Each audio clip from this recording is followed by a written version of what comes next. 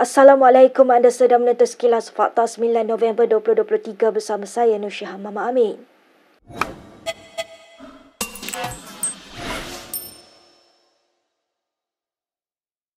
Timbalan Presiden Bersatu Ahmad Faizal Azumu tampil menegaskan kesetiaan tidak berbelah bahaginya kepada parti itu, Perikatan Nasional dan Presidennya Muhyiddin Yassin.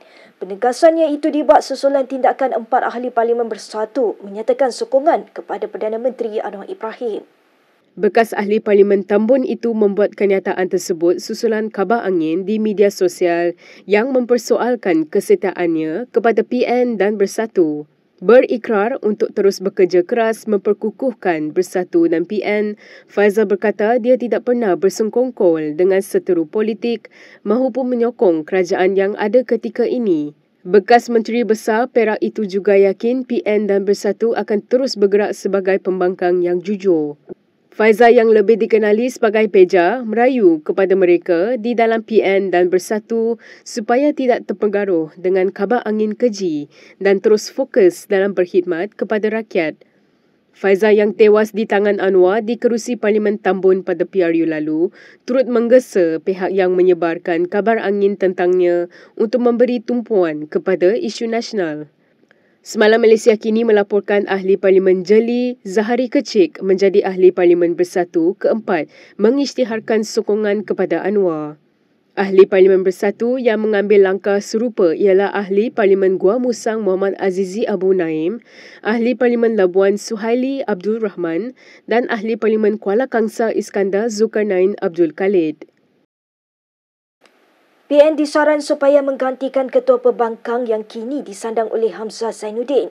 Naib Ketua Pemuda Amanah Ammar Ahtan berkata, ahli Parlimen larut ketika ini hanya sibuk berpolitik tanpa mengambil kira kepentingan ahli Parlimen PN keseluruhannya.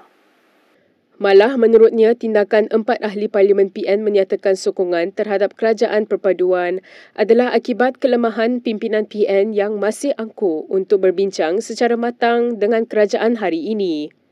Ammar dalam satu kenyataan berkata ia menunjukkan bahawa ahli Parlimen berkenaan sudah hilang kepercayaan terhadap Presiden Bersatu Muhyiddin Yassin. Mengulas lanjut, Ammar berkata Hamzah perlu diganti dan diberikan kepada ahli Parlimen Ketereh, Clear Muhammad Noor. Ammar berkata demikian sebagai mengulas trend peralihan sokongan ahli Parlimen PN kepada kerajaan pimpinan Anwar. Untuk rekod, Clear sebelum ini antara individu yang menarik perhatian umum dalam memperjuangkan peruntukan khas kepada ahli Parlimen Pembangkang. Sementara itu, Ammar menyuruh ahli-ahli Parlimen PN untuk bangkit lebih tegas dan menekan pimpinan utama mereka, khususnya Hamzah, supaya segera melaksanakan perbincangan bersama pihak kerajaan.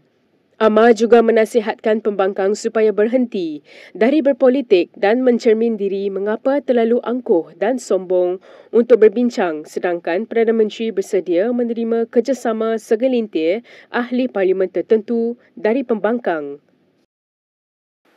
Dalam pada itu, Presiden Bersatu Muhyiddin Yassin berkata, parti itu akan mengadakan mesyuarat tergempar malam ini susulan tindakan beberapa ahli parlimennya menyokong Anwar. Menurut Muhyiddin, Majlis Pimpinan Tertinggi MPT Bersatu akan bermesyuarat membincangkan gerakan terancang parti lawan yang menggunakan sogokan dan ugutan terhadap ahli Parlimen Pembangkang. Muhyiddin dalam satu kenyataan di Facebook berkata tindakan ahli Parlimen Bersatu yang menyatakan sokongan kepada Anwar adalah bercanggah dengan pendirian parti. Muhyiddin juga mendakwa mendapat maklumat bahawa terdapat gerakan terancang dari parti lawan untuk melemahkan Bersatu dan PN. Justeru Muhyiddin menegaskan Bersatu tidak akan tunduk terhadap pakatan jahat berkenaan dan tindakan lebih tegas akan diambil. Muhyiddin juga menyuruh ahli Bersatu supaya kekal tenang dan istiqamah mempertahan prinsip perjuangan parti sementara kepimpinan tertinggi parti menangani perkara berkenaan. Ketua Pembangkang Hamzah Zainuddin sebelum ini mendakwa ahli Parlimen PN diugut SPRM supaya menyokong kerajaan dan sekiranya enggan akan didakwa atas kesalahan rasuah. Bagaimanapun, Ketua Pesuruhjaya SPRM Azam Baki menafikan dakwaan itu dan menyifatkan sebagai usaha untuk mencemarkan imej Badan Anti Rasuah Terbabit. Baik, berita seterusnya. Bekas Menteri Belia dan Sukan Syed Saddiq Syed Abdul Rahman dijatuhkan hukuman 7 tahun penjara, 2 sebatan dan denda 10 juta ringgit. Ia selepas Mahkamah Tinggi menjatuhkan hukuman bersalah terhadap 4 pertuduhan pencaamanan jenayah, salah guna harta dan pengubahan wang haram membabitkan dana pemuda bersatu berjumlah 1.12 juta ringgit. Hakim Azhar Abdul Hamid bagaimanapun membenarkan permohonan pembelaan untuk menangguhkan hukuman sementara rayuan dibuat di Mahkamah Rayuan. Terdahulu, Mahkamah berkata Syed Saddiq yang merupakan bekas Ketua Pemuda Bersatu gagal mewujudkan keraguan yang munasabah ke atas kes yang dibawa pasukan pendakwaan. Syed Saddiq didapati bersalah bersubahat dengan Rafiq Hakim yang diamanahkan dengan dana armada berjumlah 1 juta ringgit untuk melakukan pecah amanah dengan menyalahgunakannya. Syed Saddiq ketika itu adalah Ketua Pemuda Bersatu atau lebih dikenali sebagai Armada. Syed Saddiq juga didapati bersalah menyalahgunakan harta untuk diri sendiri iaitu wang RM120,000 daripada akaun Maybank Islamic Berhad milik Armada Bumi Bersatu Enterprise dengan menyebabkan Rafiq Hakim melupuskan wang tersebut. Syed Saddiq turut didapati bersalah melibatkan diri dalam aktiviti pengubahan wang haram iaitu memindahkan wang masing-masing RM50,000 dalam akaun Maybank Islamic Berhad miliknya ke akaun amanah saham Bumi Putranya di sebuah bank di Taman Perling, Johor Bahru pada 16 hingga 19 Jun 2018. Untuk rekod, Syed Saddiq menjadi wakil rakyat pertama dikenakan hukuman sebatan bagi kesalahan jenayah kolar putih.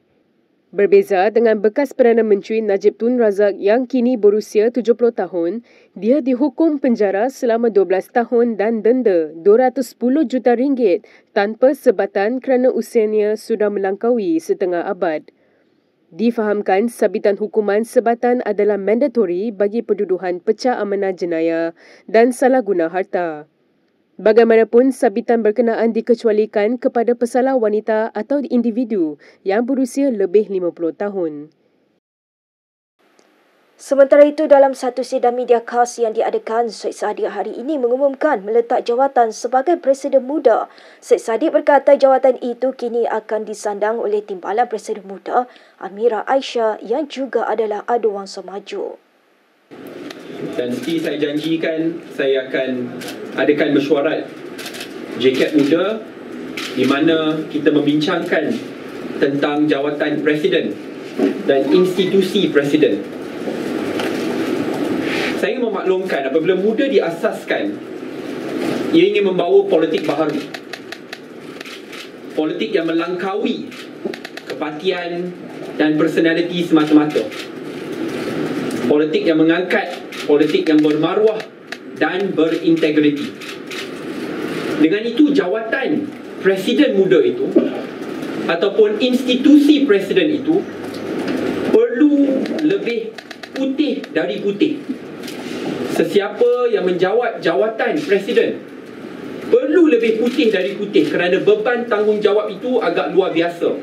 Dan tidak ada sesiapa pun termasuk diri saya lebih besar daripada parti yang diasaskan oleh kami semua dan rakyat Malaysia dengan dukungannya. So in order to become the President of Muda, what more to become a nation builder in which we share the same vision in making Malaysia a developed country where we celebrate diversity, multiracialism, the building of strong democratic foundations and institutions which outlast political personalities and partisanship. That leader must be whiter than white. And the fact of the matter is today, I don't deserve that role anymore. Saya tidak tergolong dalam kumpulan tersebut. Dengan itu, pada mesyuarat sebentar tadi, selepas dibincangkan bersama, kami telah pun membuatkan keputusan bahawa saya akan mengusungkan jawatan saya sebagai Presiden Parti Muda dengan serta-merta. Sementara saya membersihkan nama saya melalui proses mahkamah pemilihan presiden akan dipangku oleh timbalan presiden muda. Yang berhormat Amira Aisyah di belah kanan saya, dan akan dipangku oleh beliau. Berita seterusnya. Ahli Parlimen DAP hari ini tampil membuat laporan polis terhadap Ahli Parlimen Kepala Batas Siti Mastura Muhammad atas dakwaannya mengaitkan Lim Guan Eng dengan Jinping. Mereka membuat laporan itu di Ibu Pejabat Polis Daerah Brickfields di Kuala Lumpur hari ini. Saya telah membuat satu laporan polis terhadap Ahli Parlimen Kepala Batas, iaitu Yang Berhormat Dr. Siti Mastura Muhammad. Berikutan ucapan beliau di Himpunan Jentera Muslimat dan Amirah Bersempena Pilihan Raya Kecil P040 Kemaman pada November 4 November yang telah lepas. Jadi saya pasti rakan-rakan media pun sudah tahu bahawa terdapat sebuah petikan video yang telah viral, dan pada hari ini yang lalu sidang abad telah pun dilakukan di Parlimen di bawah Yang Berhormat Lim Guan Eng, yang telah menyatakan bahawa kita berilah tempoh 48 jam untuk dia explain dan sebagainya. Jadi hari ini tempoh sudah tamat, maka kita kenalah mengambil inisiatif untuk we right the wrongs, we right something that is wrong. Guan Eng sebelum ini memberikan tempoh 48 jam yang tamat hari ini kepada Mastura untuk membuktikan dakwaannya sebelum dia mengambil tindakan lanjut. Mastura sebelum ini mendakwa pengerusi DAP Lim Guan Eng mempunyai hubungan keluarga dengan pemimpin komunis Jinping dan Perdana Menteri pertama Singapura Lee Kuan Yew. Mastura turut mendakwa Guan Eng dan bapanya Kit Siang juga mempunyai hubungan keluarga dengan ramai pemimpin DAP, termasuk seperti Setiausaha Agung DAP Anthony Loke, Naib Pengerusi Ngal Koming dan Teresa Kok dan Ngeko Ham. Dalam perkembangan lain, Muhammad Sanusi Mat Noor hari ini menyalahkan Menteri Pelancongan Seni dan Budaya Tiong King Sing sebagai punca malapnya industri pelancongan di Pulau Langkawi. Menteri Besar Kedah itu berkata, tindak tanduk serta komen negatif Tiong mencicaskan kemasukan pelancong ke pusat peranginan tersebut. Ada satu naratif yang cuba dibawa dan usaha berterusanlah untuk memberi gambaran yang salah tentang Langkawi. Kononnya orang dah tak datanglah ke Langkawi.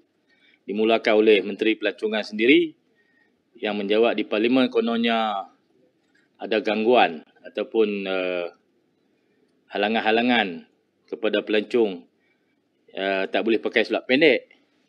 Sebenarnya perkara itu tak pernah berbangkit. Dan saya sudah periksa dengan semua agensi, tak pernah ada siapa larang siapa pun daripada khususnya pelancong bukan Islam lah daripada pakai seluar pendek di Langkawi.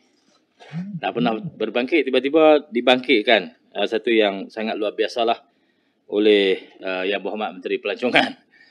Satu kempen negatif, bad publicity kepada Langkawi oleh Menteri Pelancongan sendiri. Saya harap perkara ini dapat perhatianlah. Kalau menteri pun beri publicity negatif kepada destinasi pelancongan, saya harap menteri itu dapat ditukar ke agensi lain lah, kementerian lain.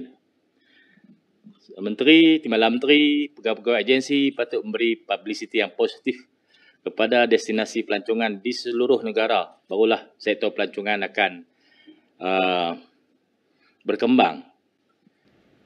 September lalu, Tiong mendakwa dia menerima rungutan daripada pelancong bukan Islam yang mengadu dilarang berseluar pendek dan meminum arak di Langkawi. Tidak mahu bertikam lidah dengan Sanusi, Ahli Parlimen Bintulu itu mendakwa dia hanya mahu membangkitkan isu tersebut dengan tujuan agar sebarang kelemahan dapat diperbaiki. Berikut beberapa lagi ringkasan berita untuk hari ini.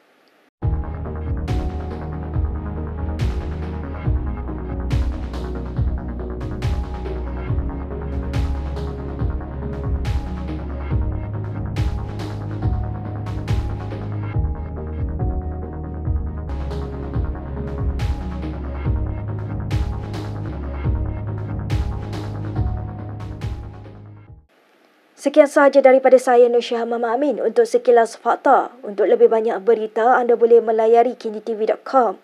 Anda juga boleh mengikuti kami di Instagram, Twitter, YouTube dan Facebook. Salam hormat dan jumpa lagi.